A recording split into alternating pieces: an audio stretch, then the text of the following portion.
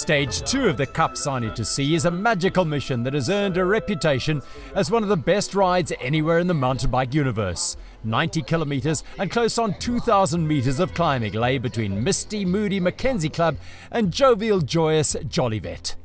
These are conditions I really enjoy. I think Arno and I both thrive in some conditions that are a bit more technical. So excited to see how it unfolds, and it's still going to be a really hard day with the second half being really tough. So yeah, save the legs as much as we can and also have fun, I think.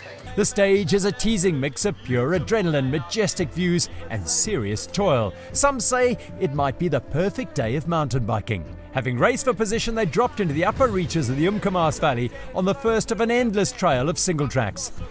The cloud and mist had lifted, opening a stupendous view of the mighty Umko River hundreds of meters below.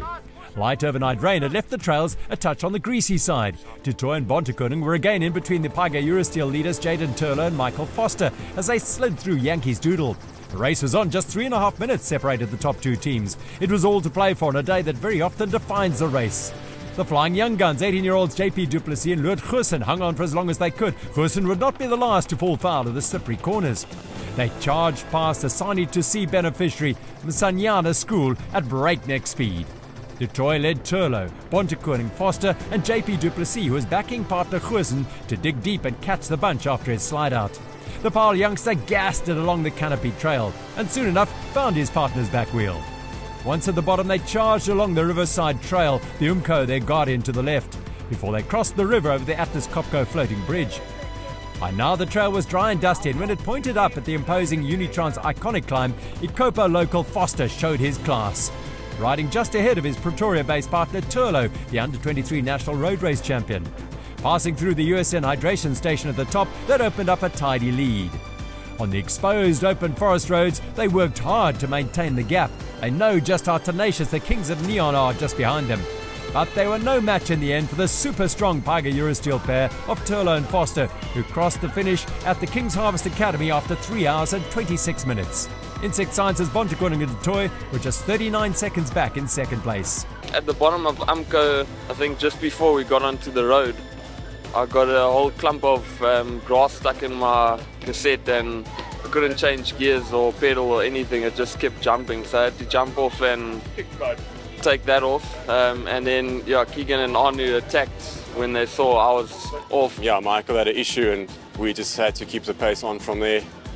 And yeah, unfortunately, as we hit Iconic, we sort of outrode ourselves, I think, and in a dark place from there, and just a drag race to the end. They got a few seconds on us, and we just couldn't manage to close it. I wasn't suffering quite a bit, and Keegan was really pulling hard. But I guess if I was able to help a bit more, then maybe we could have closed the gap. Sani debutants Du Plessis and Goosen had a superb day, taking third once again after a day of all-out racing and chasing through the rural KwaZulu-Natal bush. In the women's race, Efficient Infinity Insurance, Danielle Stradam and Sam Sanders had a 12-minute lead over the sani2c team of Francis Janssen van Rensburg and Bianca Hoare. And on the drop down onto the Umko Valley floor, they were not separated. The 2.84 kilometer climb up Iconic was the decider. Stradam summited ahead of Sanders as they consolidated their overall lead. Francis Janssen van Rensburg is turning her focus from road racing to the trail this year and looked good for it as she led Bianca Hoare on the open roads.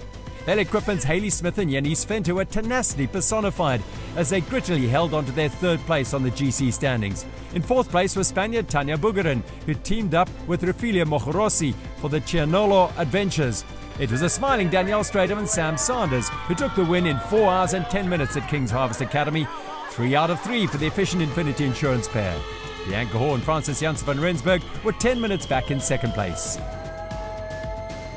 We had a little minor mechanical, which took maybe a few seconds off our time, but we managed to catch them again. And it was actually cat and mouse all the way up to Iconic, and that's kind of where we made our big break. On Iconic, we kind of just rode our pace, and I knew we would be strong enough to get away there. And once we were over Iconic, just got a bit of a breather, and then it was like empty the tank.